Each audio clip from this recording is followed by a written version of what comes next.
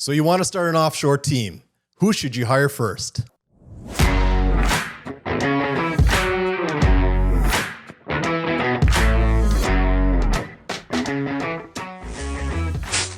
Hi, I'm Bryan, and I'm the host of the Philippine Business Playbook podcast. And I'm also the CEO of Tahche. All the time I get questions from new clients about who they should hire first. How do they get started with their offshore team? Well, in this episode, we're going to tell you how to do it. When you're looking to start an offshore team, you really have to think about what is that team going to look like? Are you going to hire from the top or are you going to hire from the bottom? And I think a lot of people, when they're thinking about building their team offshore, they start from the bottom. They're going to hire these junior level people and they're going to have them work with their team overseas, and then they're going to kind of add from there. And I can tell you from many years of experience building teams for myself and for my clients that that's not the right way to do it. When you're building a team overseas, you want to start at the top. You want to hire a leader that can be your point person in the Philippines.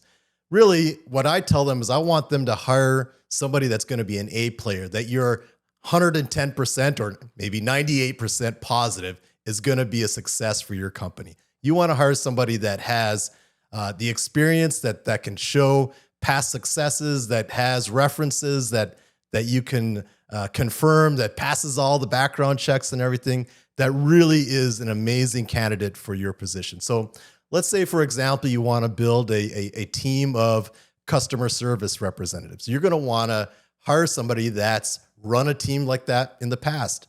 You know, maybe you want them to actually be doing the work in the beginning. So you're going to want somebody that's not necessarily super high level and has run teams of 50 or 100 people and just won't be comfortable doing the work. But you're going to want at least somebody that's run teams of 5 or 10 people, even if you don't necessarily think you're going to get to that level, because you want to make sure that as you grow, that person has the skills to do it. You may also want to make sure that they're willing and able to do the actual work up front if you're going to start with just that one person. But if you're hiring somebody that has those skills, that can show that they've done it before, that they've done that exact type of work, you're going to have a lead person that can be the driving force for building your team. So what I always tell them is look for somebody that has skills that are even beyond what you're looking for. So if in the US, maybe you would hire somebody that's, you know, a mid-level person, 3-4 years of experience, and you're going to kind of grow from there.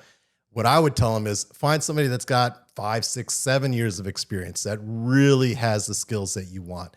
And then you've got a lead person, a point person in the Philippines. And not only will that help you in ensuring that your initial endeavor, your initial runs with this person is going to have the best chances of success, it also helps you when you're then building people around them. So that second person, that third person that you bring on, your lead person can really help train them, bring them up to speed and show them how you do things as a company. And if you're hiring junior people, they're just not going to have the ability to train somebody that's kind of a parallel hire to them. So you want to hire a leader. Additionally, it takes work off of your plate because you're going to have a senior person there. Maybe you even give that person the ability to do the first look at future hires, to have do interviews, to look at the resumes, even bring people from their own network, somebody that they worked with in the past. And so when you have a leader like that in that first position, you really are setting yourself up for success moving forward. They're going to help you build that team, maybe with people that they know, or just in doing a lot of the hard work of doing that initial screening for people that you might want to bring on to the team. And that way, you don't need to be interviewing all those people because you got one person that you trust that's doing that initial screening. And once then they come on board, you hire people underneath them that are great because they've done the screening or they've worked with them in the past. And then they're teaching them based on the processes that you've taught them as the initial hire. So you're telling them, hey, I'm bringing you on board. We're hoping to grow this team to 2, 4, 10 people down the road. And I want you to start setting up the processes. I want you to start writing down how we're going to do things. We're going to do step 1, step 2, step 3. This is where we're going to save everything. This is where you get the data. This is our process and how we do that. And they start creating that that SOP for your team in the Philippines. And sometimes that's a little bit tweaked from how you do it in the US, because now they're all working together in an office. They're all working on the same systems that you have.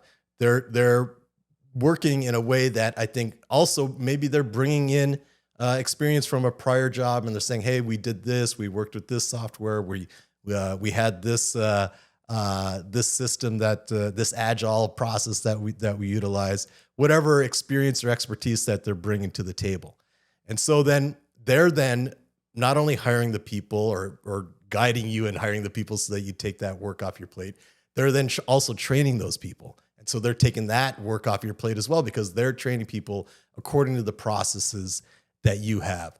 And so as you build out that team, you don't necessarily have to go from a senior level to a mid-level person to a junior level person. It might be from that senior person to the junior people, right?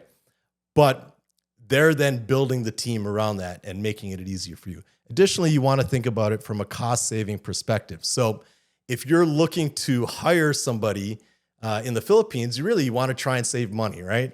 And as you go up the chain of potential employees, the cost savings is typically even greater. So if you're hiring somebody that's going to be a mid-level manager locally in the US, that person might be $100,000 or $150,000 annual salary. A really senior level person in the Philippines, depending on the role, but generally speaking, you're probably more in the 15 to 20,000 on the high end, and maybe even 10 to 15,000. So you start saving 60, 70, 80% on your salary.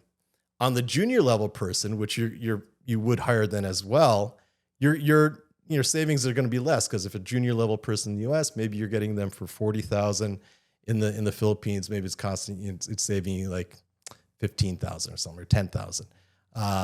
So your cost savings are biggest on the higher level, right? And then when you're hiring somebody on the junior level, you maybe want to kind of stagger that as well, right? So you're going to hire somebody that is on the higher end, a couple of years of experience, and then you kind of scale down from there. I don't want to suggest to any of my clients that they just hire the cheapest possible people. One of the benefits of working in the Philippines is that you have the opportunity to hire people that are a higher level than you would hire for yourself. And so I think what a lot of people that go on Upwork or Freelancer or onlinejobs.ph or these type of job platforms is they're just hiring, based on price. And they're going to end up hiring the cheapest possible person. And oftentimes these people, maybe, if they're even real people, if not fake people, they're blowing up their resumes. They're exaggerating their skills, and you're going to end up with, getting what you paid for. And so I always tell people, part of the benefit of working in the Philippines is that you're able to hire people that are at a higher level than you would otherwise. And so you might as well take some of that savings to hire people that are at a higher level. And so at each level, you should be kind of upping your expectations, so that if you're upping your expectations at each level, the team then exceeds your expectations. And with that strategy, you're going to have success. So who do you hire first in the Philippines?